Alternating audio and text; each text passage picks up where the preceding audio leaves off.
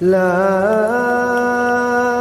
أقسم بيوم القيامة ولا أقسم بالنفس اللوامة أيحسب الإنسان أن لن نجمع عظامه بلى قادرين على أن نسوي بنانه. الحمد لله رب العالمين، والصلاة والسلام على أشرف الأنبياء والمرسلين محمد بن عبد الله الأمين وعلى آله وصحبه أجمعين ومن يهتدي بهديه إلى يوم الدين. أما بعد، فأعوذ بالله من الشيطان الرجيم. بسم الله الرحمن الرحيم. قالوا ربنا إنا أطعنا سادتنا وكبراءنا فأضلونا السبيلا ربنا آتهم ضعفين من العذاب والعنهم لعنا كبيرا. وقال تعالى في موضع آخر: يا أيها النبي قل لأزواجك وبناتك ونساء المؤمنين يدنين عليهن من جلابيبهن. صدق الله المولانا العظيم وصدق رسوله النبي الكريم ونحن على ذلك لمن الشاهدين والشاكرين والحمد لله رب العالمين. وقال تعالى في شان حبيبك: إن الله وملائكته يصلون على النبي يا أيها الذين آمنوا صلوا عليه وسلموا تسليما. اللهم صل على محمد وعلى آل محمد كما صليت على إبراهيم وعلى آل إبراهيم إنك حميد مجيد.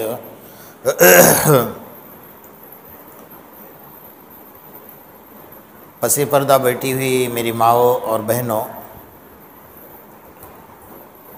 اس وقت میں آپ حضرات کے سامنے قرآن مجید کی دو آیات کی تلاوت کی گئی ہے۔ ایک آیت کا تعلق ہے ہم سب کے آقا محمد الرسول اللہ صلی اللہ علیہ وسلم کو اللہ تبارک و تعالیٰ نے یہ حکم دیا ہے۔ جب سب سے پہلے پردے کی آیت نازل ہوئی، اس میں اللہ تبارک و تعالیٰ نے یہ حکم دیا کہ اے میرے نبی، اپنے عورتوں سے کہہ دیجئے قل لازواجک، اپنے بیٹیوں سے کہہ دیجئے و بناتک، اور تمام آپ کی امت کی عورتوں سے کہہ دیجئے ونساء المؤمنین یدنین علیہن من جلابیبہن، کہ ان کو چاہیے کہ وہ پردہ کر کے نکلے، نقاب اوڑھ کر نکلے، بے لباس اور بے پردہ باہر نہ نکلے۔ دوسری آیت جو میں نے آپ کے سامنے تلاوت کی ہے، اس آیت کے اندر اللہ تبارک و تعالیٰ ان بچوں کا تذکرہ کر رہے ہیں جو قیامت کے میدان میں اپنے ماں باپ کے خلاف اللہ کے دربار میں کھڑے رہیں گے۔ یہ بہت چونکانے والی آیت ہے۔ اگر اس آیت پر ہم عمل کرنے والے بن جائیں گے تو انشاءاللہ ہمارا معاشرہ سدھر جائے گا، درست ہوگا۔ سب سے پہلے ہمیں یہ بات سمجھنے کی ضرورت ہے کہ اللہ تبارک و تعالیٰ نے قرآن مجید میں مردوں سے زیادہ عورتوں کو درجہ دیا ہے۔ اس لیے قرآن مجید میں دو صورتیں عورتوں کے نام سے ہیں۔ آپ نے قرآن مجید پڑھا ہے اور آپ نے سنا ہے اور آپ نے قرآن کی تفسیر پڑھی ہے۔ سورہ مریم حضرت مریم کے نام سے ہے، سورہ نساء تمام قیامت تک آنے والی امت کے عورتوں کے نام سے، مردوں کے نام سے قرآن میں کوئی صورت نہیں ہے۔ اس لیے ہمیں اپنا مرتبہ سب سے پہلے سمجھنا ہوگا۔ اسلام تبھی سمجھ میں آئے گا، اللہ اور اس کے رسول صلی اللہ علیہ وسلم تبھی سمجھ میں آئیں گے جب ہم اپنا مرتبہ سمجھیں گے۔ ہمارا مرتبہ سمجھنے کے لیے سب سے پہلے ہمیں جانا پڑے گا ہماری پیدائش کی طرف، ہمارے تخلیق کی طرف، کہ اللہ تبارک و تعالیٰ نے حضرت آدم علیہ السلام کا پتلا جب جنت میں بنایا تو آپ نے یہ سب پڑھا ہے، سنا ہے، بارہا سنا ہے کہ بے لباس پتلا تھا اور 40 سال تک جنت کی ہوائیں کھاتا رہا، اس پر فرشتوں کی نظر پڑتی رہی، جنت کی حوروں کی نظریں پڑتی رہی، اور وہ پتلا 40 سال تک پڑا رہا۔ جب 40 سال کے بعد اللہ تبارک و تعالیٰ نے حضرت آدم کے اندر روح ڈالی تو حضرت آدم جنت میں سب کچھ ہونے کے باوجود اپنے آپ کو اکیلا محسوس کر رہے تھے، تو جنت میں نیند نہیں ہے۔ اللہ تبارک و تعالیٰ نے حضرت آدم علیہ السلام پر نیند طاری فرمائی کچھ وقفے کے لیے، اور یہ بات سنانے کے لیے میں واقعی آپ کو سنا رہا ہوں جو اصل بات سنانی ہے، جو اب بات شروع ہو رہی ہے۔ جنت کی تمام حوروں کے آنکھوں پر اللہ نے پردہ ڈال دیا، تمام فرشتوں کے آنکھوں پر اللہ نے پردہ ڈال دیا، اور حضرت آدم علیہ السلام کی آنکھ بھی لگا دی، یعنی سلا دیا، اور حضرت آدم علیہ السلام کے بائیں پسلی سے ماں حوا کو نکالا۔ تو ماں حوا کو نکالنے کے ساتھ سب سے پہلے اللہ تبارک و تعالیٰ نے انہیں جنت کا لباس پہنایا، اور جب جنت کا لباس انہوں نے پہنا تو پہننے کے بعد حضرت آدم علیہ السلام کی آنکھ کھلی اور حضرت آدم علیہ السلام کی نظر پڑی، اور اس کے بعد فرشتوں کی آنکھوں کا پردہ ہٹایا، جنت کے حوروں کا پردہ ہٹایا۔ یہاں سے کچھ باتیں ہمیں سیکھنی ہے اور سمجھنی ہے، جو بنیادی باتیں ہیں۔ ایک بات تو یہ سیکھنی ہے کہ اللہ تبارک و تعالیٰ نے حضرت حوا کے بے لباس بدن پر نہ آدم کی نظر پڑنے دی، نہ فرشتوں کی نظر پڑنے دی، نہ جنت کے حوروں کی نظر پڑنے دی۔ وہیں سے عورت کو ایک اونچا درجہ دے کر اللہ تبارک و تعالیٰ نے بھیجا ہے۔ اب جو خدا حضرت آدم علیہ السلام کے بائیں پسلی سے ماں حوا کو پیدا کر سکتا ہے، وہ خدا حضرت آدم علیہ السلام کے پاؤں سے بھی ماں حوا کو نکال سکتا تھا، سر سے بھی نکال سکتا تھا، اور پسلی کی جگہ پر دل سے بھی نکال سکتا تھا، لیکن کیوں نہیں نکالا؟ اللہ تبارک و تعالیٰ علیم ہیں، خبیر ہیں، سب جانتے ہیں، علام الغیوب ہے۔ اگر ماں حوا کو حضرت آدم کے پاؤں سے نکالا جاتا تو قیامت تک آنے والی نسلیں اور قیامت تک آنے والے مرد عورتوں کو اپنے پاؤں کی جوتی سمجھنے لگتے ہیں۔ اس لیے اللہ تبارک و تعالیٰ نے حضرت آدم کے پاؤں سے نہیں پیدا کیا۔ اگر سر سے اللہ پاک پیدا فرماتے تو علماء اور محدثین نے لکھا ہے کہ مرد اپنے سر کا تاج عورت کو بنا لیتے ہیں، اور دل کے اندر سے اگر اللہ تبارک و تعالیٰ پیدا فرماتے تو کائنات کے کل مرد اللہ کی ذات کو بھول کر عورتوں کے پیچھے لگ جاتے اور عورت کی محبت دل میں بیٹھ جاتی۔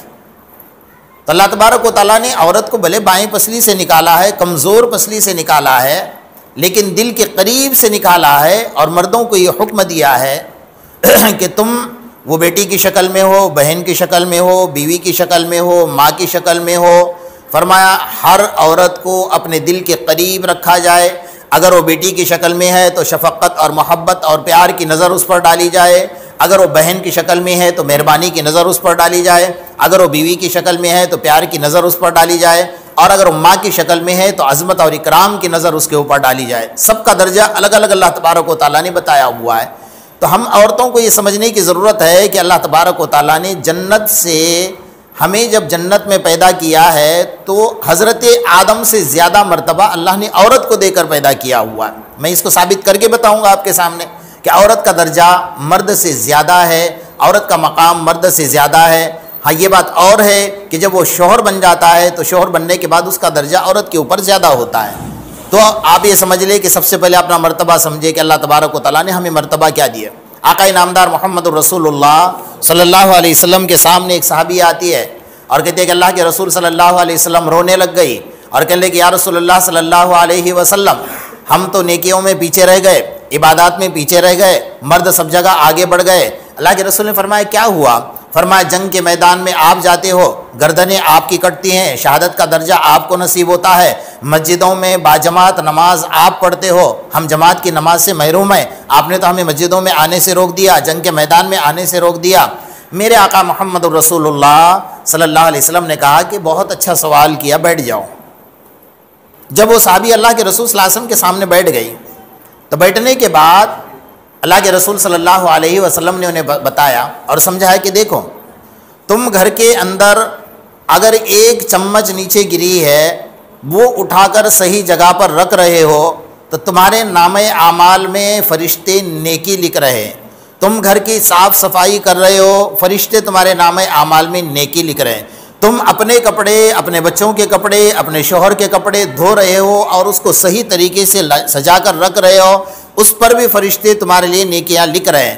اور جو مرد مسجد میں باجماعت وقت سنبھال کر باجماعت تکبیر اولیٰ سے مصلی پر کھڑے ہو کر نماز پڑھ رہا ہے اتنا ہی ثواب آپ کو آپ کے گھر میں نماز پڑھنے کا اللہ تبارک و تعالیٰ دے رہا ہے۔ اور فرمایا ایک عورت جب اپنے رات میں بچے کے اٹھنے کی آواز سن کر جب کھڑی ہو جاتی ہے اور اپنی نیند خراب ہو جاتی ہے تو فرمایا جو مجاہد سرحدوں پر اپنی جان کی بازی لگا کر کھڑا ہے، فرمایا جتنا ثواب اللہ تبارک و تعالیٰ اس مجاہد کو دے رہے ہیں جو ایک سرحد پر اپنی جان کی بازی لگا کر کھڑا ہے، اتنا ثواب ایک عورت کو اپنے بچے کے رات میں نیند سے جاگنے کے اوپر ثواب عطا کر رہے ہیں۔ تو عورت کو اللہ تبارک و تعالیٰ نے مرد سے زیادہ مرتبہ دیا ہے اور مرتبہ اللہ کے نظر میں اس کا مقام زیادہ ہے۔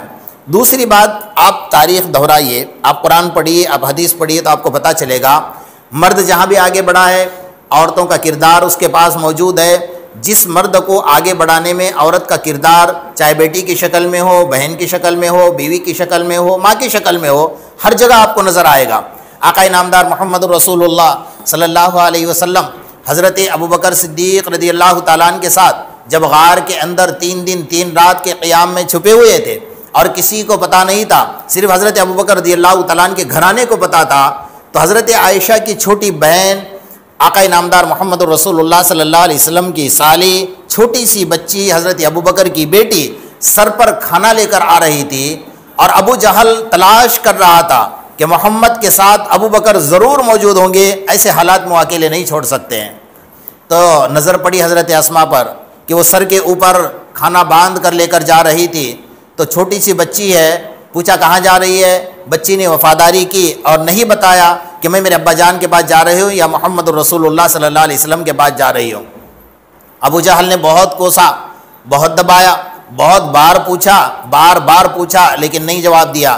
آخر میں مجبور ہو کر اس نے کھانا اٹھا کر پھینک دیا اور ایک زور کا تماچا اس معصوم بچی کے چہرے پر لگایا۔ پھر بھی اس خاندان نے میرے آقا کے لیے، اسلام کے لیے اتنی قربانیاں دی ہیں، بچوں سے لے کر بڑوں تک آپ پڑھیے آپ کو پتہ چلے گا۔ جب ابو جہل مار کر چلا گیا، اس بچی نے کھانے کو اٹھایا اور اپنے سر پر لے کر اس جگہ پر پہنچی جہاں میرے آقا محمد الرسول اللہ صلی اللہ علیہ وسلم اور حضرت ابوبکر دونوں بیٹھے ہوئے تھے۔ کھانا دیا اور کھانا دینے کے بعد جب میرے آقا کی نظر اس بچی کے چہرے پر پڑی ہے تو معصوم چہرے پر نشان تھے انگلیوں کے لگے ہوئے، اور بچی اپنے آپ کو روکنے کی کوشش کر رہی تھی کہ میں آقا کے سامنے آنسو نہ نکالوں، میں آقا کے سامنے نہ روں، اگر میرے آنسو نکل جائیں گے تو آقا سمجھ جائیں گے کہ بچی کچھ نہ کچھ مصیبت برداشت کر کے آئی۔ لیکن میرے آقا تو سمجھ چکے تھے، پھر بھی پوچھا بیٹا کیا ہوا؟ جب بچی نے مجبوراً نہ رہ کر کہہ دیا کہ یا رسول اللہ صلی اللہ علیہ وسلم میں کھانا لے کر آ رہی تھی، ابو جہل ملا، ابو جہل نے زور کا تماچا میرے چہرے پر مارا، مجھے بار بار پوچھا کہ بتا محمد کہاں ہے، بتا تیرا باپ ابو بکر کہاں ہے، لیکن بیٹی نے نہیں بتایا، وفاداری کی۔ میری ماؤں اور بہنوں کان کھول کر سن لو، ہم اسلام کے لیے کیا قربانیاں دے رہی ہیں، اور اس معصوم بچی نے کھڑے ہو کر کیا قربانی دی ہے۔ جب میرے آقا نے یہ بات سنی تو آپ کی آنکھوں کے آنسو نہ تھمے، اور اس غار کے اندر اللہ کے رسول صلی اللہ علیہ وسلم کھڑے ہو کر دعائیں کر رہے ہیں اور کہہ رہے ہیں ابو بکر تیرے خاندان نے جو قربانی دی ہے، فرمایا میں سب کا بدلہ دنیا میں دے دوں گا، لیکن تیرا بدلہ کل قیامت کے میدان میں جنت میں چکاؤں گا۔ تو ایک بیٹی کی شکل میں مرد کو آگے بڑھانے میں یہ عورت کا کردار ہے، آپ دیکھ رہے ہیں۔ حضرت عمر کا واقعہ آپ نے سنا ہے، حضرت عمر رضی اللہ تعالیٰ اسلام کا خاتمہ کرنے جا رہے تھے، نعوذ باللہ من ذالک 70,000 مرہ محمد الرسول اللہ صلی اللہ علیہ وسلم کا خاتمہ کرنے جا رہے تھے، ادھر تمام کے تمام کفار اور مشرکین کعبۃ اللہ کے پاس 100 اونٹ انعام میں لے کر کھڑے تھے، اور انہیں پکا یقین تھا کہ عمر وہ شخص ہے کہ جو محمد کا سر لے کر آ سکتا ہے۔ حضرت عمر راستے سے نکلے، آپ نے سارا واقعہ سنا ہے۔ جب حضرت پتہ چلا راستے میں حضرت فاطمہ اپنی بہن کے بارے میں، وہ تو اسلام قبول کر چکی ہے، بہن مسلمان بن گئی ہے، بہن بھی مسلمان بن گیا ہے، عمر کا تیش بڑھ گیا اور سیدھا اپنے بہن کے گھر کا رخ کیا۔ دروازے پر کان لگا کر سنا تو آواز آ رہی تھی اندر سے اللہ کے قرآن کی، اللہ کے قرآن پڑھنے کی آواز آ رہی تھی۔ آج میرے گھروں سے آواز کیا آ رہی ہے؟ میرے گھر سے گالی کی آواز آتی ہے، میرے گھر سے بچوں کے نافرمانیوں کی آوازیں گونج رہی ہیں، میرے گھر سے ٹی وی کی آواز گونج رہی ہے، میرے گھر سے زور زور میں گانوں کی آوازیں گونج رہی ہے، میرے گھر میں تلاش کر رہے ہیں کہ مسلمان کا گھر مل جائے جہاں اللہ کے قرآن کی آواز آئے، جہاں ذکر اللہ کی آواز آئے، نہیں مل رہا ہے کہ مسلمان کے گھر کہیں نظر نہیں آ رہے ہیں۔ تو حضرت عمر نے سنا کہ گھر کے اندر سے قرآن کے پڑھنے کی آواز آ رہی ہے، آدھا دل تو وہیں پگھل گیا تھا، لیکن غصہ بڑا تھا۔ اندر گئے، بہن نے قرآن کے اوراق کو چھپایا اور پوچھا کیا پڑھ رہی تھی؟ بہن نے پہلے تو بات ٹال مٹول کر دی اور اپنے شوہر کو چھپا دیا، انہیں پتا تھا کہ میرے ساتھ میرے شوہر کی پٹائی ہونے والی ہے، چنانچہ بہن نے چھپایا اور عمر نے اتنا مارا ہے، مارنے کے بعد بہن سے رہا نہ گیا، ایمان کا جذبہ ابھر آیا تو اپنی زبان سے لفظ نکالا، عمر یاد رکھ اور کان کھول کر سن لے، جس چھاتی کا دودھ تو نے پیا اسی چھاتی کا دودھ میں نے پیا ہے، میں کلمے سے بے وفائی نہیں کروں گی، جتنا مارنا ہے مار لے، تو مار کر تھک جائے گا، میں مار کھا کر نہیں تھکوں گی۔ حضرت عمر کی بہن کا اعلان تھا۔ جب حضرت عمر پگھل گئے، تھرانے لگے، کہا اولا جو قرآن پڑھ رہی تھی، کہا نہیں دے سکتی، تو ناپاک ہے، تو گندا ہے، تو مشرک ہے، اللہ کے کلام کو ہاتھ نہیں لگا سکتا ہے۔ بہن نے اس وقت بھی قرآن کی حفاظت کی ہے۔ میری ماؤں اور بہنوں، کان کھول کر سن لو، ہم قرآن کی کتنی حفاظت کر رہے ہیں۔ ہم یہ سوچتے ہیں کہ قرآن جزدان میں بند کر کے ہم نے طاق میں سجا کر رکھا ہوا ہے، شوکیز میں سجا کر رکھا ہوا ہے، اور قرآن ہمیں دعائیں دے رہا ہے۔ خبردار، کان کھول کر سن لینا۔ علامہ لاہوری رحمۃ اللہ علیہ جو پنجابی گھرانے میں پیدا ہوئے، بعد میں چل کر مسلمان بنے، انہوں نے قرآن کی تفسیر لکھی، تو تفسیر میں انہوں نے پہلا جملہ لکھا ہے کہ جو مسلمان یہ سوچتا ہے کہ میں گھر میں قرآن رکھ رہا ہوں اور قرآن رکھنے کی وجہ سے برکتیں نازل ہوں گی، اور اس قرآن کو ایک سال تک مہینے تک کھولتا نہیں ہے، جب گھر کی صاف صفائی کا وقت آتا ہے تو قرآن کو جھاڑو سے صاف کرتا ہے یا کپڑے سے صاف کرتا ہے، قرآن کی دھول کو صاف کرتا ہے، قسم خدا کی وہ قرآن گھر والوں کے لیے بددعائیں کرتا ہے کہ اللہ میں اس گھر میں اور اس گھر والوں کو برباد کر دے، اس لیے کہ مجھے پڑھا نہیں جاتا ہے۔ تو میری ماؤں اور بہنوں، قرآن سجا کر نہ رکھو، بلکہ قرآن پڑھو، صبح پڑھو، دوپہر میں پڑھو، شام میں پڑھو، تھوڑا پڑھو، چاہے آپ پاؤ پارا پڑھو، لیکن روزانہ گھر میں قرآن پڑھا کرو۔ حضرت عمر کی بہن کا واسطہ دے کر میں آپ کو کہہ رہا ہوں کہ اس نے ایسے ظلم میں قرآن کی آواز کو بلند کیا۔ حضرت عمر نے پوچھا لاؤ اور اقلا، کہا نہیں، پہلے نہا لے، پہلے غسل کر لے، پہلے ناپاکی کو دور کر لے اور شرک سے پاکی کا غسل کر لے۔ جب عمر غسل کرنے بیٹھا ہے اور بہن پانی ڈال رہی ہے، اور بہن پانی ڈالتے ڈالتے کہہ رہی ہے، اے اللہ تبارک و تعالیٰ سے دعا یہ کر رہے کہ الہ العالمین، پانی ڈالنا میرا کام ہے اور عمر کے دل سے کفر کی گندگی کو نکالنا تیرا کام ہے۔ اے اللہ، پانی ڈالنا میرا کام ہے اور عمر کے دل سے محمد الرسول اللہ کی دشمنی کو نکالنا تیرا کام ہے۔ اے اللہ، پانی ڈالنا میرا کام ہے اور عمر کے دل میں اسلام اور محمد الرسول اللہ کی محبت کو ڈالنا تیرا کام ہے۔ بہن کی دعا ایک کام آ گئی، رو رہی تھی اور پورے خون سے لت پت تھی، اور ایسے حال میں دعائیں کر کے اپنے بھائی کو مسلمان بنا کر کھڑا کر دیا۔ وہ عمر وہ بن گیا کہ اللہ کے رسول صلی اللہ علیہ وسلم یہ کہنے پر آخر میں اللہ کے رسول نے یہ فرما دیا کہ میرے بعد اگر نبوت کا دروازہ کھلا ہوتا تو عمر میں وہ صلاحیت اللہ نے دی ہے کہ عمر نبی بن سکتا تھا۔ میری ماؤں اور بہنوں، عورت کا کردار مرد کو آگے بڑھانے میں بہن کی شکل میں دیکھیں گے تو آپ کو یہ واقعہ نظر آئے گا۔ میرے آقا محمد الرسول اللہ صلی اللہ علیہ وسلم جب پہلی مرتبہ آپ پر وحی نازل ہوئی، بخاری شریف میں امام بخاری رحمۃ اللہ علیہ نے لکھا ہے کہ جب جبرائیل آئے، آپ کے سینے کو دبایا اور فرمایا اقرا، پڑھیے محمد۔ آپ نے فرمایا ما انا بقارئ، میں پڑھنا نہیں جانتا۔ فرمایا اقرا، 2 مرتبہ 3 مرتبہ، جب تیسری چوتھی مرتبہ کہا اقرا بسم ربک الذی خلق الانسان من علق، جب جبرائیل کی زبان سے یہ لفظ نکلا تو میرے آقا محمد الرسول اللہ صلی اللہ علیہ وسلم نے پڑھنا شروع کر دیا۔ اب اتنے گھبرائے ہوئے تھے، پہلی مرتبہ جبرائیل کو اصلی شکل میں دیکھا تھا اور اس کا دباؤ اور اس سے بڑھ کر قرآن کا بوجھ اتنا قرآن کا بوجھ، اتنا قرآن طاقت والا، ہم نے قرآن کو کمزور سمجھا ہے، نعوذ باللہ من ذالک۔ بلکہ حضرت امام غزالی رحمۃ اللہ علیہ نے لکھا ہے کہ میرے آقا محمد الرسول اللہ صلی اللہ علیہ وسلم کو اللہ نے اس دور کے مردوں کی طاقت کے اعتبار سے 4000 مردوں کی طاقت دی تھی۔ 4000 مردوں کی طاقت آپ کے پاس اکیلے کے پاس تھی، تب جا کر آپ قرآن کا بوجھ برداشت کرتے تھے۔ جب قرآن اترا، اس بوجھ کو لیا اور گھبرائے ہوئے گھر پر گئے تو بدن میں گھبراہٹ تھی، پسینے سے شرابور تھے، اور گھر میں گئے تو حضرت خدیجہ اس وقت آپ کے نکاح میں اکیلی تھی۔ فرمایا زمیلونی یا خدیجہ، زمیلونی یا خدیجہ، زمیلونی یا خدیجہ، خدیجہ مجھے چادر اڑا دے، مجھے بڑی گھبراہٹ ہو رہی ہے، مجھے ایسا لگ رہا ہے خشیت علی نفسی، مجھے ایسا لگ رہا ہے میری روح نکل جائے گی، میرا سانس رک رہا ہے۔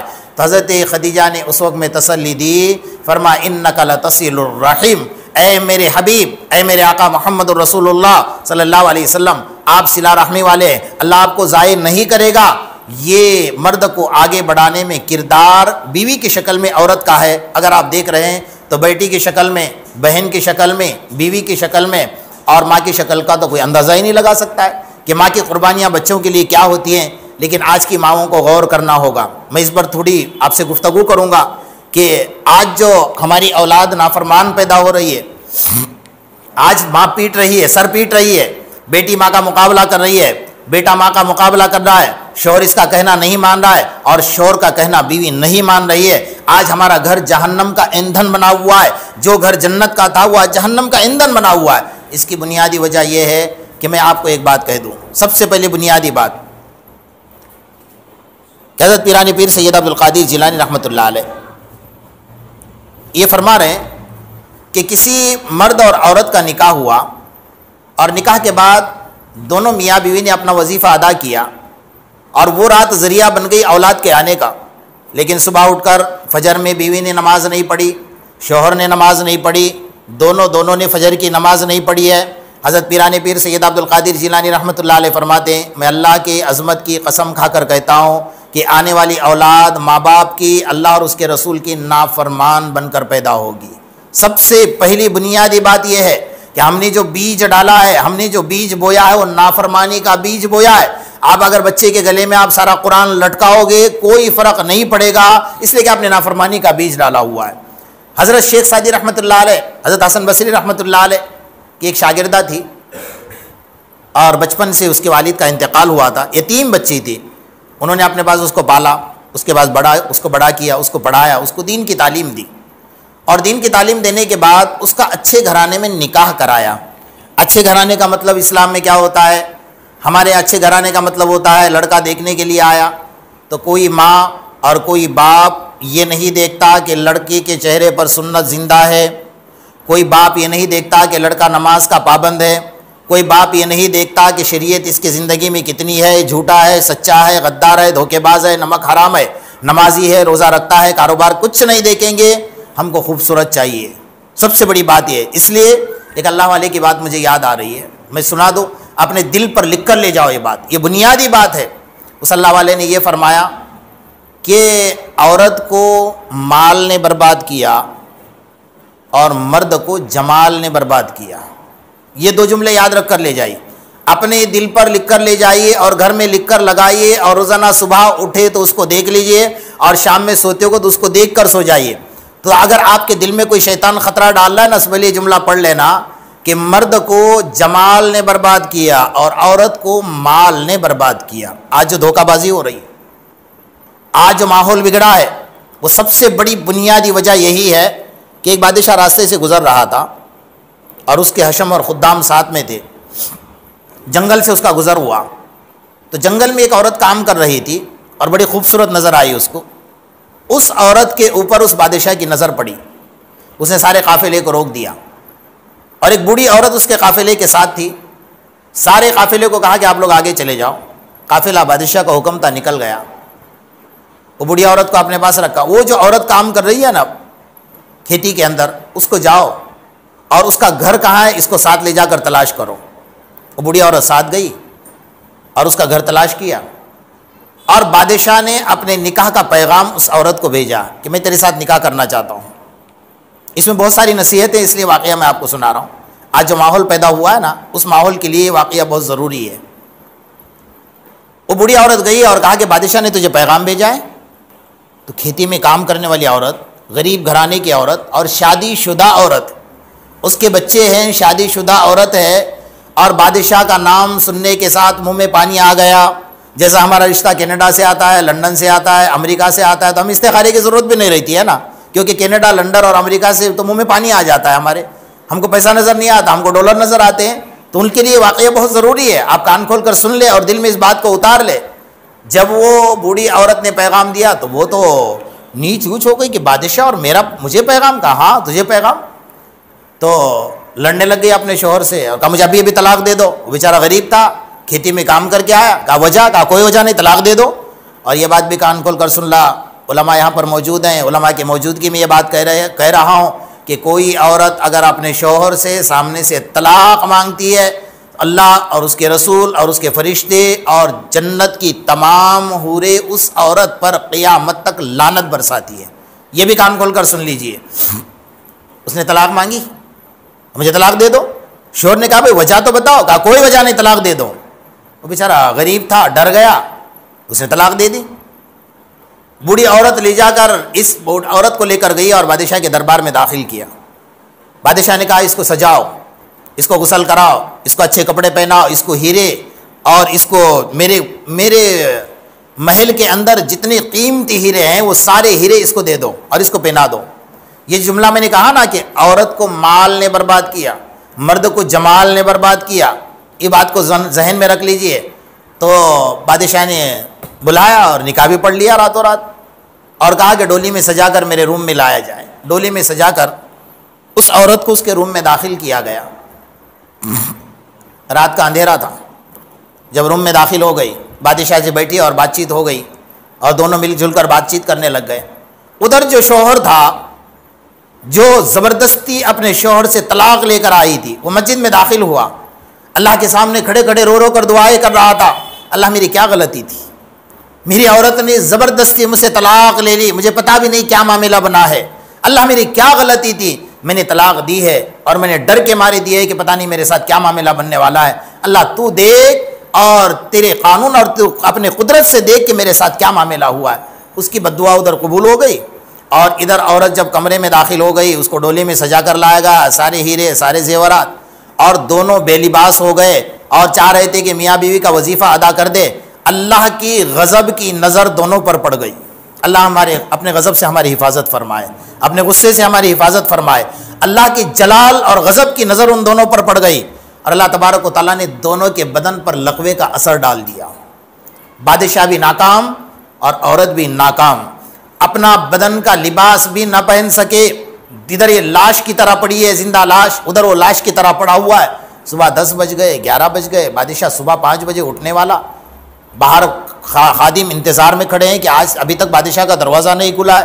لگا بھائی نئی شادی ہو گئی ہے، جیسا آج کل کے دولہے ہمارے گدھے ہوتے ہیں کہ پوری رات جاگتے ہیں اور فجر کی نماز کے لے کر ظہر تک سو جاتے ہیں۔ ان کا معمول یہ بنا ہوا ہے، کیونکہ بیوی بھی ایسی ملی ہے، شوہر بھی ایسا ملا ہے، وہ کہتے ہیں تو فجر کے لیے مجھے مت اٹھانا، میں تجھے نہیں اٹھاؤں گی۔ تو بادشاہ تھا اور لوگوں نے سوچا کہ نیا نکاح کر لیا ہے دوسرا، تو شاید بادشاہ رات میں تھکا ہوگا، سو گیا ہوگا۔ 10 بج گئے، 11 بج گئے، 12 بج گئے، 1 بج گیا، لوگوں سے رہا نہ گیا، دروازہ کھٹکھٹایا، کوئی آواز نہیں۔ سوچا کہ کیا ماجرا بن گیا ہے۔ زبان سے لے کر اللہ تبارک و تعالیٰ نے پیر کے ناخن تک بدن پر لقوے کا اثر ڈال دیا، دونوں ناکام ہو گئے، پڑ گئے۔ دروازہ توڑا گیا، جب دروازہ توڑا تو دیکھا ٹک ٹکی نظر سے دونوں روتے روتے دیکھ رہے تھے، نہ زبان سے بول پا رہے تھے، نہ بدن کا لباس پہن پا رہے تھے۔ خادم آئے اور خادمات آئی اور اس کے بدن پر کپڑا ڈال دیا۔ میری ماؤں اور بہنوں، یہ واقعہ میں نے آپ کو اس کے لیے سنایا کہ بڑا عبرت کا واقعہ ہے۔ ہم چاہے شوہر اپنے بیوی کا دل توڑے، چاہے بیوی اپنے شوہر کا دل توڑے، اور بغیر وجہ کے اس طرح کے جو حرکتوں پر آج ہم چل رہے ہیں اور معاشرے کو ہم نے تباہ اور برباد کر کے رکھا ہوا ہے، تو یہ معاشرہ ہمارا کہاں جا رہا ہے؟ اسلام نے اتنی عزتوں سے نوازا ہوا ہے کہ عورت کو مرتبہ وہ درجہ دیا ہوا ہے کہ میرے آقا محمد رسول اللہ صلی اللہ علیہ وسلم نے حدیث میں یہ فرمایا اکریموا اولادکم، تم اپنے اولاد کا اکرام کرو، جیسے اللہ کے رسول صلی اللہ علیہ وسلم نے حضرت فاطمہ کا اکرام کر کے دکھایا، اپنے بیٹیوں کا اکرام کر کے دکھایا، اور دنیا رہتی دنیا تک کے لیے سب کو دکھایا کہ اکرام کیا ہوتا ہے، عزت کیا ہوتی ہے، احترام کیا ہوتا ہے۔ تو اپنے گھر کے اندر ایک دوسرے کو اکرام سے دیکھنا سیکھو، عزتوں سے دیکھنا سیکھو، محبتوں سے دیکھنا سیکھو، احترام سے دیکھنا سیکھو، اپنے گھر کا ماحول جنت کا ماحول بناؤ۔ جب ماں کی بات آتی ہے، آپ نے سنا ہے حضرت امام بخاری رحمۃ اللہ علیہ کی والدہ جو ہے، حضرت امام بخاری رحمۃ اللہ علیہ بچپن میں یتیم ہو گئے، ماں روزانہ رات میں 3 گھنٹے مصلی بچھا کر اپنے بچے کو مصلی کے بازو میں لٹا کر اللہ سے دعائیں کرتی تھی کہ اللہ میرے بچے کو نیک بنا دے، میرے بچے کو ولی کامل بنا دے، میرے بچے کو اپنے وقت کا قطب بنا دے، میرے بچے کو اپنے وقت کا ابدال بنا دے، میرے بچے کو دنیا کا سب سے بڑا عالم بنا دے۔ یہ ماں کی دعائیں تھی، اور ماں کی دعا کبھی ضائع نہیں جاتی ہے، نہ ماں کی دعا ضائع جاتی ہے، نہ ماں کی بد دعا ضائع جاتی ہے۔ ایک دن اتفاق یہ ہوا کہ حضرت امام بخاری نابینا ہو گئے، آنکھوں کی بینائی چلی گئی۔ ماں تلملا گئی کہ اللہ میں نے تجھ سے مانگا تھا کیا اور مجھے ملا کیا؟ میں نے تو یہ مانگا تھا کہ میرا بچہ قطب بن جائے، میرا بچہ ابدال بن جائے، میرا بچہ محدث بن جائے، میرا بچہ عالم دین بن جائے اور نیک بن جائے، تو اللہ مجھے تو یہ ملا کہ اس کی آنکھیں چلی گئی، پھر بھی میں تیرے فیصلے سے ناراض نہیں ہوں۔ پھر اللہ تبارک و تعالیٰ سے رو رہی ہے، اور اتنا روئی کہ اللہ جو میرے پیٹ کے اندر اس کی آنکھیں نہیں تھی، تو نے آنکھیں دی تھی، تو نے روشنی ڈالی تھی، اب تو تیرے لیے کوئی مشکل نہیں ہے، صرف آنکھوں کی روشنی گئی ہے، دوبارہ تجھے روشنی دینا ہے۔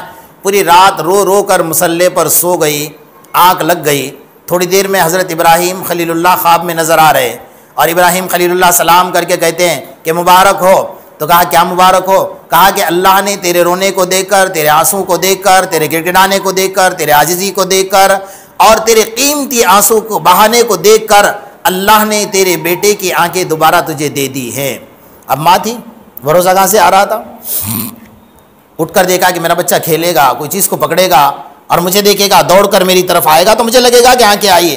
صبح اٹھ کر انتظار تھا تو دوڑ کر بچہ آیا، اپنے گلے سے لپٹ گیا۔ اب ماں کی خوشیوں کی دعائیں اللہ کے سامنے کیا ہوگی اس وقت میں؟ میری ماؤں اور بہنوں، آپ دیکھو جب ماں دعا کرتی ہے نا تو بچوں کی زندگیاں سنور جاتی ہے۔ تو جو بچہ نابینا ہے، جو آنکھوں سے محروم ہے، ماں کے دعا میں اللہ نے وہ طاقت رکھی ہوئی ہے کہ اس کو اللہ سے لڑ کر جھگڑ کر اللہ کو منوا کر اللہ کو راضی کر کے اس کو آنکھیں دلا سکتی ہے۔ یہ ماں کی دعاؤں میں اللہ تبارک و تعالیٰ نے طاقت رکھی ہوئی ہے۔ اس لیے میری ماؤں اور بہنوں، دعاؤں کا اہتمام کرو، قرآن کا اہتمام کرو۔ پہلے زمانے میں یہ ہوتا تھا، شوہر گھر سے نکل جاتا تھا کاروبار کے لیے، مزدوری کے لیے، تو عورت فوراً اپنے شوہر کا استقبال کرتے کرتے اس کو دروازے تک چھوڑنے کے لیے جاتی تھی، اور جیسا شوہر نکل گیا وضو کرتی تھی اور مصلی پر کھڑے ہو کر کہتی تھی، مصلی پر کھڑے ہو کر 2 رکعت نماز پڑھ کے اللہ سے دعا کرتی تھی، اللہ میرا شوہر خالی ہاتھ گیا ہے، اس کو دوبارہ گھر میں خالی ہاتھ نہ لوٹانا بلکہ کچھ نہ کچھ دے کر لوٹانا۔ اس عورت کی دعا میں اللہ نے اتنی تاثیر رکھی ہے، آج بھی تاثیر رکھی ہے۔ اگر ہم دل سے مانگیں گے، ان کا شوہر کبھی خالی ہاتھ گھر نہیں آتا تھا۔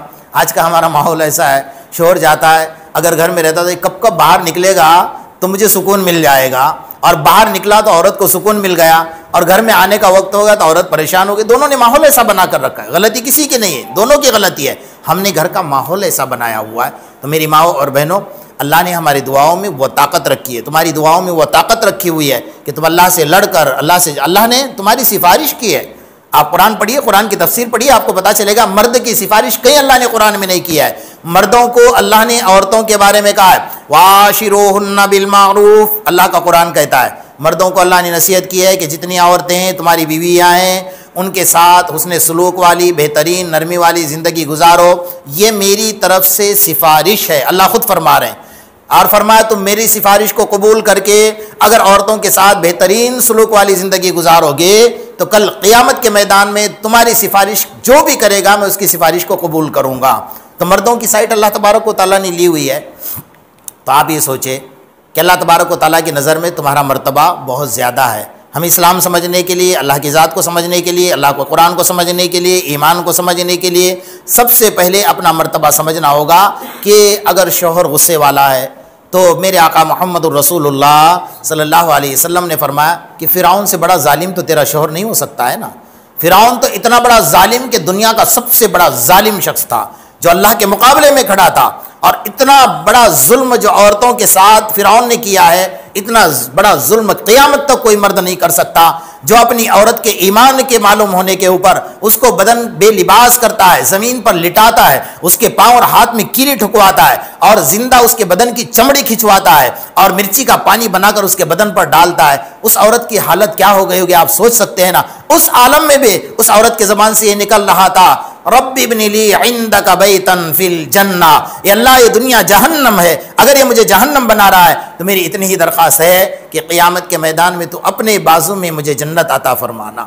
اللہ نے اس کی دعا کو قبول کر لیا، اور اللہ نے اتنا قبول کر لیا کہ قیامت کے میدان میں حضرت آسیہ نے جو شوہر کا ظلم برداشت کیا ہے تو حضرت آسیہ کو صلہ دیا کہ قیامت کے میدان میں محمد الرسول اللہ صلی اللہ علیہ وسلم کے ساتھ حضرت آسیہ کا نکاح بھی ہوگا۔ اس سے بڑھ کر اور کیا نعمت ہوگی؟ اس لیے اگر مرد آپ کا ظالم ہے، آپ کو نظر آ رہا ہے کہ مرد میرا ظالم ہے، بہت غصے والا ہے، اپنی زبان چلاتا ہے اور ہر وقت مجھے ڈانٹتا اور ڈپٹتا رہتا ہے، تو اس کے ظلم پر اگر آپ صبر کر کے اپنی اولاد کی اصلاح کرتے ہوئے چلو گے تو اللہ تبارک و تعالیٰ آپ کو دنیا آخرت میں وہ صلہ دے گا کہ آپ سوچ بھی نہیں سکو گے، اتنا بڑا مرتبہ اللہ تبارک و تعالیٰ دے گا۔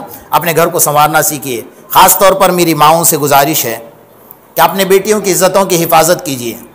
وقت اتنا زیادہ نہیں ہے کہ میں تفصیل سے آپ کے سامنے بات کروں، لیکن جو تجربات ہیں، جو ہمارے سامنے آئے دن واقعات آ رہے ہیں، اس بات کو بہت دھیان سے سن لیں۔ میں آخر میں دو تین منٹ آپ سے یہ بات درخواست کر رہا ہوں۔ آج جو ہماری بیٹیاں غیروں کے حوالے ہو رہی ہیں، اس کی بنیادی وجہ کیا ہے؟ میں نے جو واقعہ سنا ہے نا کہ مرد کو جمال نے برباد کیا، عورت کو مال نے برباد کیا۔ آپ کو مال دکھایا جا رہا ہے، آپ کو بنگلے دکھائے جا رہے ہیں، آپ کو سونا دکھایا جا رہا ہے، آپ کو چاندیاں دکھائی جا رہی ہیں، آپ کو ہیرے اور جواہرات دکھائے جا رہے ہیں، اور پردے کے پیچھے کچھ بھی نہیں ہے۔ جو ہمارے تجربات ہیں، میں آج کھلے عام آپ کے سامنے کہہ رہا ہوں ذمہ داری کے ساتھ، ہم 22 لڑکیاں لے کر آئے ہیں جو غیروں کے ساتھ گئی تھی، اور انہوں نے 22 لڑکیوں میں سے 15 لڑکیوں نے اس دھرم کو قبول کر لیا تھا، بلکہ غیر مسلم بن گئی تھی۔ ان کی کارگزاریاں جو ہمارے سامنے آئی ہیں نا، ان کی کارگزاری میں 2-3 باتیں میں آپ کو سناتا ہوں۔ ایک لڑکی نے، میں اس لیے بات سنا رہا ہوں آپ کو کہ آپ مائیں ہیں، اس میں میری بہنیں بھی ہوں گی، اس میں نوجوان و بیٹیاں بھی ہوں گی جن کے نکاح نہیں ہوئے ہیں، اور اس میں شادی شدہ عورتیں بھی ہیں جن کی اولاد نہیں ہے، اور وہ بھی ہوں گے جن کی اولاد ہے۔ اپنے بیٹیوں کی عزتوں کی حفاظت کرو۔ سب لوگ ہماری عزتوں کو لوٹنے پر پڑے ہوئے ہیں۔ جتنی لڑکیاں ہیں، ایک لڑکی نے بھی یہ نہیں کہا کہ مجھے سکون والی زندگی ملی تھی، بلکہ ایک لڑکی کی کارگزاری میں آپ کو سناؤں تو آپ کا دل دہل جائے گا۔ وہ رو رہی تھی، اس کی ہچکیاں بند نہیں ہو رہی تھی۔ ہم نے بہت پوچھنے کے باوجود، ظاہر بات ہے ایک عورت ہے، شرم ہوتی ہے، حیا ہوتی ہے، تو ہم نے جو ہماری مستورات کی ٹیم ہے، عورتوں کی ٹیم ہے، ان کے سامنے بٹھایا تو اس نے اپنا واقعہ یہ سنایا کہ میرے ساتھ غلط اس گھر میں ایک آدمی نہیں کرتا تھا، وہ میرا مرد جو مجھے اپنی عورت مانتا تھا، فرمایا اس کا بھائی، اس کا باپ اور اس کا بہنوئی، چار مرد میرے ساتھ لگے ہوئے تھے اور میری عزت لوٹتے تھے، اور میرے شوہر سے جب میں شکایت کرتی تھی وہ کہتی کہ میرے یہاں کا ماحول ہے، تجھے برداشت کرنا پڑے گا۔ میری ماؤں اور بہنوں، کان کھول کر سن لو، تمہاری عزتیں لوٹی جا رہی ہیں اور تمہارا مذاق اڑایا جا رہا ہے۔ قیامت کے میدان میں حضرت عائشہ کے سامنے تمہیں کھڑے ہونا پڑے گا، حضرت فاطمہ کے سامنے تمہیں کھڑے ہونا پڑے گا، اس ماں کو بھی کھڑے ہونا پڑے گا اور اس باپ کو بھی کھڑے ہونا پڑے گا جن کی بیٹیاں ان غیروں کے حوالے ہو چکی ہے، اور یہ بیٹی کل قیامت کے میدان میں ماں باپ کے بارے میں شکایت کرے گی۔ اور سب سے بڑی دکھ کی بات جو میں آپ کو سناؤں کہ جتنی لڑکیاں آئی ہیں نا، اس میں 80% میں آپ کو بتاؤں وہ لڑکیاں ہیں جنہوں نے یہ کارگزاری سنائی ہے۔ مفتی صاحب، ایک لڑکی نے، جتنے لڑکیاں ہیں سب نے کارگزاری سنائی کہ میری ماں کو پتا تھا کہ میں اس لڑکے کے تعلق میں تھی، اس لڑکے کے کانٹیکٹ میں تھی، اس لڑکے سے بات چیت کرتی تھی، لیکن میری ماں نے میرے باپ کو کبھی نہیں بتایا تھا، لیکن آج ظلم میں سہ رہی ہوں اور ہماری عزتیں لوٹی جا رہی۔ اس لیے میری ماں، اللہ کے رسول صلی اللہ علیہ وسلم نے جو تمہاری گود کو اسلام کا سب سے پہلا مکتب، سب سے پہلا مدرسہ، سب سے پہلے دینی درسگاہ قرار دیا ہے، باپ کی گود کو نہیں قرار دیا، تمہاری گود کو قرار دیا ہے، اس لیے کہ تربیت تمہارے ہاتھ میں ہے۔ جیسی تمہاری گود ہوگی ویسی تمہاری اولاد پیدا ہوگی۔ حضرت آدم کے سوا جتنے انبیاء آئے ہیں سب کو ماں کی گود کی ضرورت پڑی ہے، کوئی نبی ماں کی گود کے علاوہ باہر نہیں آیا ہے، کوئی قطب، کوئی ولی، کوئی ابدال، سب کو اپنے ماں کی گود کی ضرورت پڑی ہوئی ہے۔ ماں کی گود جب اچھی ہوتی ہے تو انبیاء بھی پیدا ہوتے ہیں، قطب بھی پیدا ہوتے ہیں، ابدال بھی پیدا ہوتے ہیں، حافظ، قاری اور محدث بھی پیدا ہوتے ہیں۔ اور ماں کی گود جب بگڑ جاتی ہے تو ظالم، جھوٹے، مکار، شرابی، زناخور اور شاہ رخ خان اور سلمان خان جیسے پیدا ہوتے ہیں۔ آج ہماری مائیں اور بہنوں کو کیا ہو گیا ہے کہ ہم آج فلموں کے ہیروؤں کے پیچھے پڑے ہوئے ہیں۔ ارے ہمارے ہیرو تو صحابہ کرام ہیں، ہماری تعلیمات کو ہمیں دیکھنا ہے، ہمارے صحابیات کی زندگی کو دیکھنا ہے، اسلام کی زندگی کو دیکھنا ہے۔ اتنی پاکیزہ زندگی آپ کو کہیں نہیں ملے گی جو اتنے صحابہ کرام ان درندوں سے نکل کر اسلام میں آئے ہوئے ہیں، اس درندگی سے باہر آئے ہوئے ہیں، اسلام کی محبت میں آئے ہوئے ہیں۔ اس لیے میری ماؤں اور بہنوں میں گزارش کر رہا ہوں آپ سے، اپنے گھر کا ماحول بنائی، اپنے نوجوان لڑکیوں کے ہاتھوں سے موبائل کو چھین لو۔ کوئی ضرورت نہیں اپنے بچوں کو موبائل دینے کے۔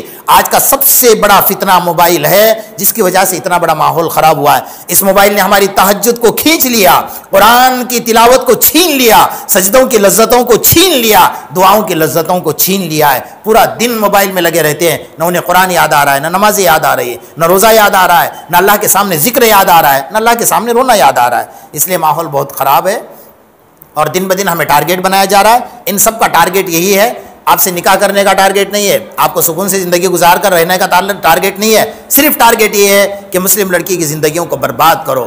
ابھی میں ایک واقعہ سنا کر اپنی بات کو ختم کر دوں۔ محلے کا نام نہیں لوں گا، آپ کے قریب میں محلہ ہے، وہاں کی ایک لڑکی کی شکایت لے کر لڑکی ہمارے پاس آئی، کہا ایک غیر مسلم سے میرا تعلق ہوا تھا، اور میں نے اس نے کہا کہ میں نے کلمہ پڑھ لیا، میرے ساتھ نکاح کر لے۔ میں نے نکاح کر لیا۔ نکاح بھی کیا تھا، بس ایک فرضی طور پر کر لیا، اور اس نے 11 لاکھ روپے مہر کی رقم طے کی، اور لڑکی 11 لاکھ روپے کو دیکھ کر بہک گئی۔ نکاح کے 3 دن کے بعد اس لڑکی سے اس نے یہ کہا کہ تو میری بیوی تو ہے لیکن بزنس میں پارٹنر بھی بن جا، وہ 11 لاکھ روپے مجھے دے دے، جو بھی نفع ہوگا ہم 50% تقسیم کر لیں گے۔ لڑکی نے اٹھا کر دے دیا بھروسے میں۔ 6 مہینے کے بعد اس کو لا کر اس کے گھر چھوڑ دیا، اور کہا کہ میں مسلمان نہیں بنا تھا، میں نے تجھے دھوکہ دیا تھا۔ اس نے کہا 11 لاکھ کہا وہ تو تجھے مجھے دے دیے، اور میں نے بزنس میں لگا دیا ہے، بات تیری میری آج ختم ہو گئی۔ میری ماں اور بہنوں، اس طریقے سے آپ کو ورغلایا جا رہا ہے، بہکایا جا رہا ہے۔ اور سب سے بڑی بات، پیسہ تو ٹھیک ہے، لیکن آپ ساری دنیا فروخت کر کے ایمان خرید نہیں سکتے ہیں۔ آپ تھوڑی سی چند ٹکڑیوں کے اندر، چند کوڑیوں کے اندر اپنے ایمان کا سودا کر رہی ہے۔ بس اتنا صرف ذہن میں رکھ لو کہ قیامت کے میدان میں مجھے آقا کو جواب دینا ہے۔ قیامت کے میدان میں حضرت عائشہ کے سامنے تمہیں کھڑے ہونا پڑے گا، حضرت فاطمہ کے سامنے تمہیں کھڑے ہونا پڑے گا، حضرت زینب کے سامنے تمہیں کھڑے ہونا پڑے گا، حضرت ام کلثوم کے سامنے تمہیں کھڑے ہونا پڑے گا۔ حضرت آسیہ آ کر کھڑی ہوگی، جو فرعون کی بیوی تھی، وہ پوچھے گی تیرے اوپر اتنا ظلم تو نہیں ہوا تھا جتنا ظلم مجھ پر ہوا تھا، تو تم کیا جواب دو گے؟ اس لیے اپنے ایمان کی حفاظت کیجیے۔ ایمان بہت مشکل سے ملتا ہے، بہت مصیبت سے ملتا ہے۔ پیسہ اور دنیا کی دولت تو آپ کے جوتیوں میں آ جاتی ہے، اور آپ کے جوتیوں کے دھول کو لگی ہوئی ہے۔ اپنے ایمان کا سودا نہ کیجیے، اپنے گھر کی حفاظت کیجیے، اور بچیوں کی زندگی کی، بچیوں کی تربیت کی ذمہ داری آپ کی ہے سب سے بڑی۔ اگر آپ کو لگ رہا ہے کہ میری بچی بگڑ رہی ہے، تو اس کے لیے رات میں تہجد میں اللہ سے دعا کیجیے۔ آپ کی دعا اللہ ضائع نہیں کرے گا۔ ہر کام مارنے سے نہیں ہوتا، ہر کام ڈانٹنے سے نہیں ہوتا۔ جو دل کو جیتنے کا کام ہے، وہ اللہ کے پاس تہجد میں رو رو کر اللہ سے دعائیں کرنے کا کام ہے۔ اس لیے آپ روئے، گڑ گڑائے، عاجزی کرے، اللہ سے مانگے، اللہ پاک آپ کو عطا فرمائے گا۔ اللہ پاک جو باتیں سنی گئی ہم سب کو اس پر عمل کی توفیق عطا فرمائے۔ وآخر دعوانا ان الحمدللہ رب العالمین۔ آپ کا لیے درود شریف پڑھ لیں۔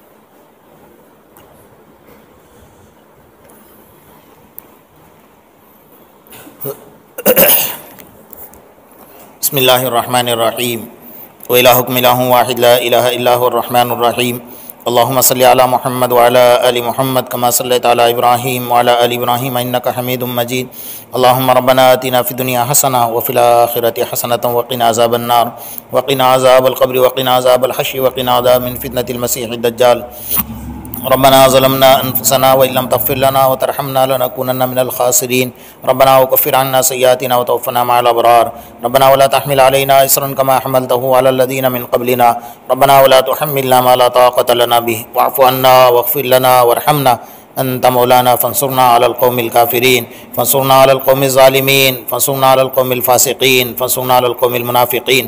اے الہ العالمین ہم تمام کے صغیرہ اور کبیرہ گناہوں کو معاف فرما۔ اے اللہ جو گناہ جان بوجھ کر کیے اسے بھی معاف فرما۔ اے اللہ جو گناہ نہ جانے کیے اسے بھی معاف فرما۔ اے اللہ جو گناہ رات کے اندھیرے میں کیے اسے بھی معاف فرما۔ اے اللہ جو گناہ دن کے اجالے میں کیے اسے بھی معاف فرما۔ اے اللہ شوہروں نے بیویوں سے چھپ کر گناہ کیے، بیویوں نے شوہر سے چھپ کر گناہ کیے اسے بھی معاف فرما۔ اے اللہ بچوں نے ماں باپ کی اللہ بچوں نے اپنے ماں باپ کی نظروں سے اوجھل ہو کر کیے اسے بھی معاف فرما۔ یا اللہ سب نے گناہ کر لیے لیکن تیری نظر سے اوجھل ہو کر نہیں کیا ہے۔ یا اللہ تو دیکھ رہا ہے، اللہ ہمارے گناہوں کو معاف فرما دے، ہمارے نافرمانی کو معاف فرما دے۔ یا اللہ ہم اسلام سے بہت دور ہو گئے، قرآن سے بہت دور ہو گئے۔ یا اللہ ہمارے بچے ہمارے ہاتھوں سے نکل گئے۔ یا اللہ ہمارے بچے آج ہمارے کہنے میں نہیں ہیں، ہمارے فرما برداری میں نہیں ہیں۔ یا اللہ اس کی بنیادی وجہ یہی ہے کہ ہم تیری نافرمانی کر رہے ہیں۔ اے مولا کریم ہمارے اولاد کو فرما بردار بنا دے۔ یا اللہ جن کی بیویاں نافرمان ہیں ان کو فرما بردار بنا، جن کے شوہر نافرمان ہیں ان کو فرما بردار بنا، جن کے اولاد نافرمان ہیں ان کو فرما بردار بنا۔ یا اللہ ہماری جتنی بیٹیاں غیروں کے حوالے ہوئی اللہ ان کی عزتیں لوٹی جا رہی ہیں۔ یا اللہ قیامت کے میدان میں تو پوچھے گا، قیامت کے میدان میں آقا پوچھیں گے، قیامت کے میدان میں حضرت عائشہ پوچھے گی میری بیٹیوں کا یہ حال تم نے کیسے کیا، حضرت فاطمہ پوچھے گی میرے بہنوں کا حال تم نے کیسے کیا۔ اے اللہ ہم کچھ جواب نہ دے سکیں گے، ہم تیرے سامنے کھڑے رہنے کے لائق نہیں ہیں۔ اے اللہ ہمارے بچوں کو دوبارہ اسلام کے گہوارے میں لوٹا دے۔ اے اللہ جتنی بچیاں غیروں کے حوالے ہوئی ان کی عزتیں لوٹی جا رہی ہے، اے مولا انہیں ستایا جا رہا ہے، مولا وہ کسی کو بول نہیں سکتی ہے، وہ ایک طریقے سے جال میں پھنسی ہوئی ہے۔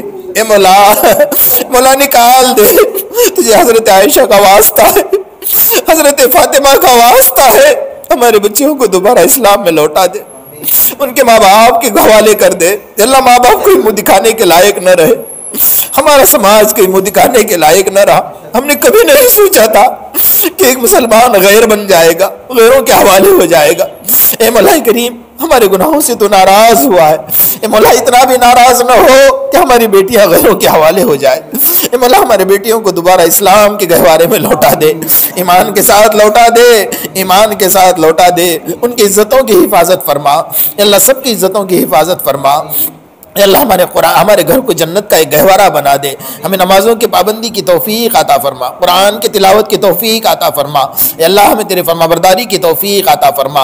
اے اللہ جو بے اولاد انہیں اولاد عطا فرما، جن کے اولاد نافرمان ہیں ان کو فرما بردار بنا۔ ہم سب کو تو اپنا اور تیرے پیارے حبیب محمد رسول اللہ صلی اللہ علیہ وسلم کا تابعدار اور فرما بردار بنا۔ اے اللہ ہم نے ہمارے بڑوں سے سنا ہے کہ گھر میں جب کوئی چیز لے کر آؤ تو سب سے پہلے گھر میں اگر بیٹی ہے، بہن ہے، بیوی ہے، ماں ہے، عورت کے ہاتھ میں دیا جائے تاکہ وہ خوش ہو جائے گی۔ اللہ ان بڑوں کی بات سن کر آج یہ معصوم عورتوں نے تیرے سامنے ہاتھ اٹھایا ہوا ہے، اللہ ہمارے ہاتھوں کو واپس نہ لوٹا۔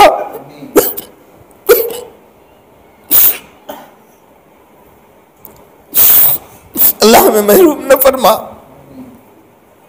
اللہ ہمیں محروم نہ فرما، ہمیں 5 وقتہ نماز کا پابند بنا، ہماری ماں بہنوں کو پردے میں رہنے کی توفیق عطا فرما، اسلام کی محبت عطا فرما، حضرت عائشہ کی محبت عطا فرما، حضرت فاطمہ کی لاج رکھ لے۔ اے مولا کریم، اے مولا کریم آج تو ہماری عزتوں کا کھلواڑ بن چکا ہے، اے مولا ہماری عزتیں سنبھال، ہماری عزتیں تیرے ہاتھوں میں ہیں، اے مولا کریم ہماری عزتوں کو سنبھال لے، اے مولا کریم ہمیں عزتوں سے مالا مال فرما دے، ہم اسلام کی محبت عطا فرما، قرآن کی محبت عطا فرما، قرآن اور سجدوں کی محبت عطا فرما، نمازوں کی محبت عطا فرما، گناہوں سے نفرت عطا فرما، نیکیوں سے محبت عطا فرما۔ اللہ جو پریشان حال ہے ان کی پریشانیوں کو دور فرما، جو بھی اولاد ہے انہیں نیک صالح اولاد عطا فرما۔ یا اللہ ہم سب کی دعاؤں کو محض اپنے فضل و کرم اور آقا نامدار محمد الرسول اللہ صلی اللہ علیہ وسلم کے صدقے طفیل میں قبول فرما۔ یا رب صلی وسلم دائما ابدا علی حبیبک خیر الخلق کلہم، ربنا تقبل منا انک انت السمیع العلیم وتب علینا یا مولانا انک انت التواب الرحیم۔ سبحان ربک رب العزۃ عما یصفون وسلام علی المرسلین والحمد للہ رب العالمین برحمتہ۔